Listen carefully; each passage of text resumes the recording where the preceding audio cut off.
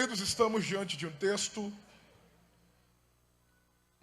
ora conhecido por todos, pois conta-nos a história de um endemoniado que fora liberto por intermédio da autoridade que estava sobre o nome e sobre a vida do nosso Senhor e Salvador Jesus Cristo, tratando-se do seu ministério terreno.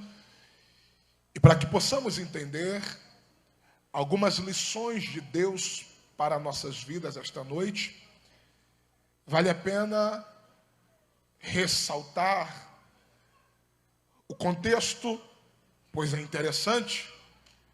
O capítulo 8, versículo 22 diz que num daqueles dias, Jesus libera uma ordem. Esta ordem é uma ordem diretiva. Esta ordem é uma ordem imperativa. Jesus disse: passemos para a outra margem do mar da Galileia, ou do lago de Genezaré, assim como você quiser interpretar. Jesus dá ordem e adentra o barco com seus discípulos e inicia uma viagem. O texto é interessante, porque Jesus entra no barco e ele é tomado por um sono profundo, e no meio da navegação sobreveio uma tão grande tempestade. Tempestade tão intensa que as ondas encobriam o barco. A fúria das águas saculejava a embarcação. E que sono é esse?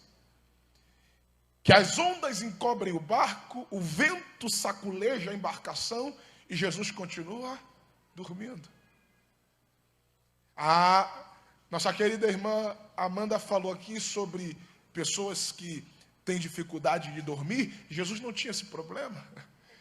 Jesus entra no barco e mesmo a tempestade revolta, o mar revolto, a tempestade intensa, ele dorme e o sono é profundo. Eu preciso abrir um parêntese para dizer para alguém que tudo que está acontecendo aqui é fruto de um propósito divino. Nada do que aconteceu por acaso.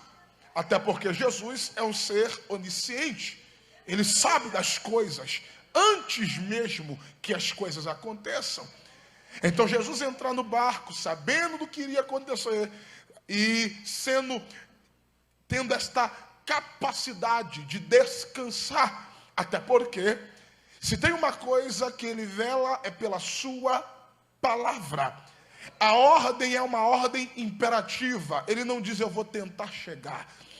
Ele não diz eu vou tentar passar. Ele diz passemos para outra margem do lago ou do mar da Galileia. Se ele diz passemos dentro de uma ordem diretiva, dentro de uma ordem imperativa, ele está dizendo: nada do que acontecer vai me impedir de chegar do outro lado. Ele dorme porque ele confia tanto no que diz, ele confia tanto na sua palavra, que ele descansa, porque só descansa quem confia, só descansa quem está seguro, só descansa quem tem certeza de onde vai e aonde quer chegar. E é tão interessante essa história que o texto diz que Jesus não acorda por causa da tempestade. Não, ele acorda porque os discípulos, com voz de desespero, acordaram Jesus dizendo: mestre, acorda, não te importa que perecemos? Jesus não se levanta porque a tempestade o acordou. Jesus se levanta porque as vozes de desespero dos discípulos tiraram ele do sono.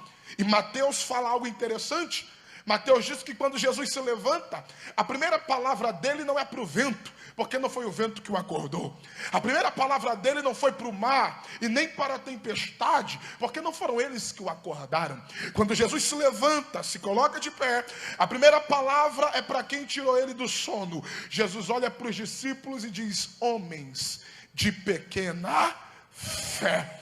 Renan, Jesus só expõe o nível e o grau de fé dos discípulos? Não, até porque Jesus não tem prazer de expor ninguém. Pelo contrário, Jesus mostra para os discípulos que eles estão andando com Ele, caminhando com Ele, viajando com Ele, comendo com Ele, mas não tem fé suficiente para acreditar na palavra, na ordem que saiu de sua boca. Isto é interessante.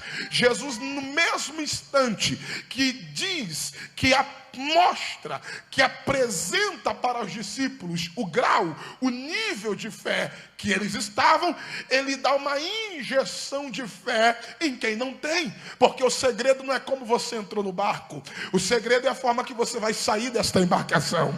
Tem gente que entrou nesse culto hoje, de repente estava fraco, entrou nesse culto hoje cabisbaixo, entrou neste culto hoje e só você e Deus sabe o problema, a luta, a peleja, a batalha. Mas você veio no lugar certo, você entrou no ambiente espiritual, e Deus me trouxe aqui para dizer para alguém, neste início de mensagem, que você não sai desse culto do jeito que você entrou, você não volta para a tua casa do jeito que você chegou. Jesus vai injetar fé em quem não tem, Jesus vai fortalecer quem entrou fraco, Jesus vai renovar quem precisa de renovo. Esta é a noite que Deus vai dar uma saculejada na tua estrutura, e esta embarcação, esta tempestade, este ocorrido não vai paralisar o propósito de Deus na tua vida, na tua casa, na tua família. E se tem alguém que acredita nisso, faz o barulho que o diabo não gosta.